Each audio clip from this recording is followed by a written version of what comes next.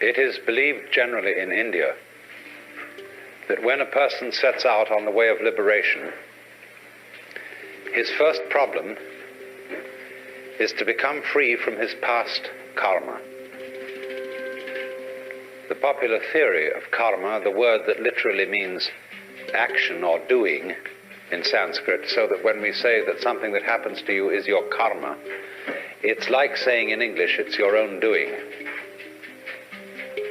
But in popular Indian belief,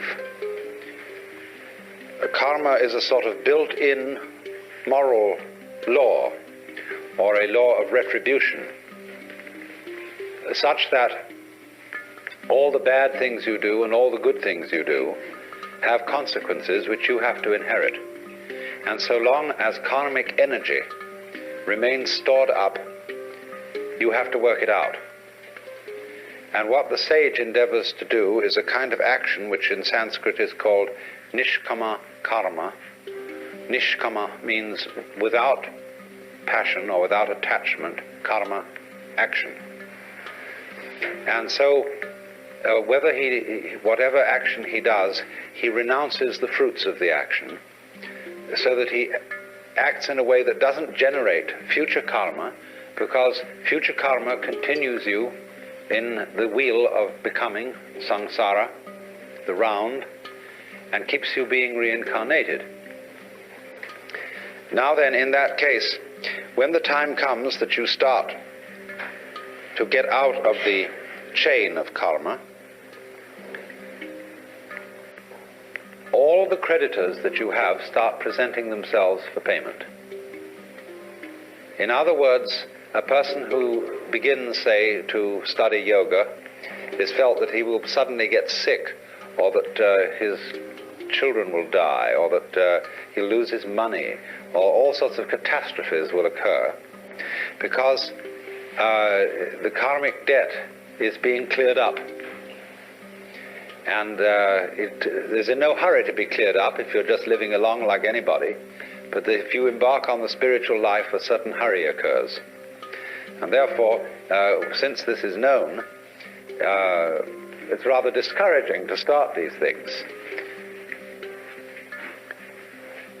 The Christian way of saying the same thing is that if you plan to change your life, shall we say, to turn over a new leaf, you mustn't let the devil know, because he will oppose you with all his might if he suddenly discovers that you're going to escape from his power. So, for example, if you have a bad habit, say you drink too much, and you make a New Year's resolution that during this coming year you'll stop drinking, that's a very, very dangerous thing to do, because the devil will immediately know about it. And what will happen will be this: he will confront you with the prospect of 365 drinkless days. And that will be awful, just overwhelming. And you won't be able to make much more than 3 days on the wagon.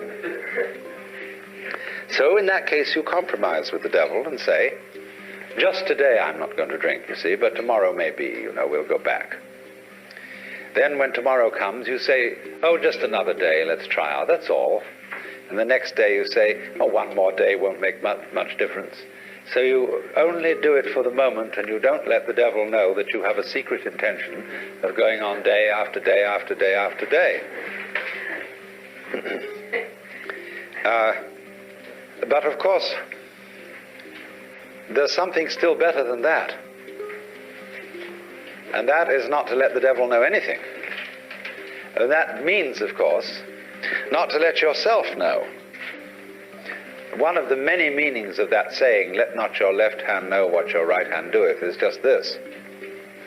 And that was why in Zen discipline, a great deal of it centers around acting without premeditation.